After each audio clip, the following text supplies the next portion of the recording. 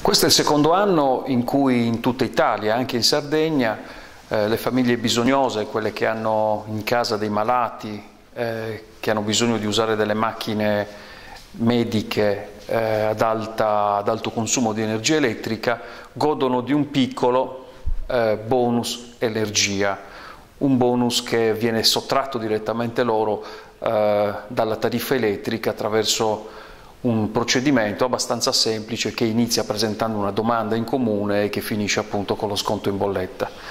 Dal 2009 invece in tutta Italia, ma non in Sardegna, si ha addirittura un secondo bonus energia, ma questo riguarda il gas metano, il gas naturale. In tutta Italia, ma non in Sardegna, perché in Sardegna manca questa risorsa. Forse arriverà fra 3 anni, forse tra 4, quando insomma sarà realizzato il gasdotto con l'Algeria, il famoso gasdotto Galsi.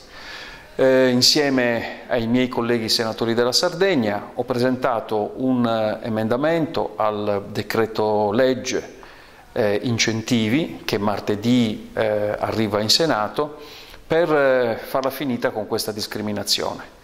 Chi utilizza il gas metano nel resto della penisola ha un vantaggio significativo nell'economia domestica. Si calcola che all'incirca chi non ha il metano consuma 1/3 in più della sua bolletta energetica per fare l'acqua calda, per cucinare, per riscaldare le case. E a nulla serve dire che possiamo usare altri tipi di gas perché la legge è chiara e l'autorità per l'energia lo è ancora di più nel dire che le nostre bombole, i nostri allacci alla rete cittadina dell'aria propanata in Sardegna non danno diritto a questo tipo di incentivazione. Quindi un emendamento che speriamo sia approvato, sul quale chiediamo anche che ci sia una convergenza della maggioranza e del governo, una discriminazione che deve finire. Quante persone si avvantaggerebbero di questa estensione che, ricordo, vale da un minimo di 100 al massimo di all'incirca 240 euro all'anno?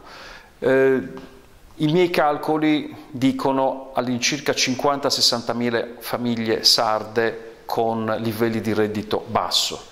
I calcoli del governo, che parla addirittura di 5 milioni di persone che in tutta Italia godrebbero di questo bonus, darebbero addirittura 200.000 famiglie, ma permettetemi di dire che mi fido più dei miei numeri che della propaganda del governo Berlusconi.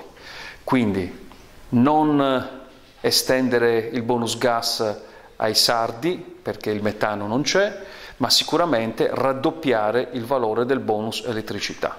Martedì pomeriggio sapremo quale sarà l'orientamento della Commissione Attività Produttive, che per prima valuterà l'emendamento e un ordine del giorno in sintonia che abbiamo presentato, e poi tra la sera inoltrata di martedì e mercoledì sapremo se il Senato apporterà questa modifica, una buona modifica, al decreto legge incentivi.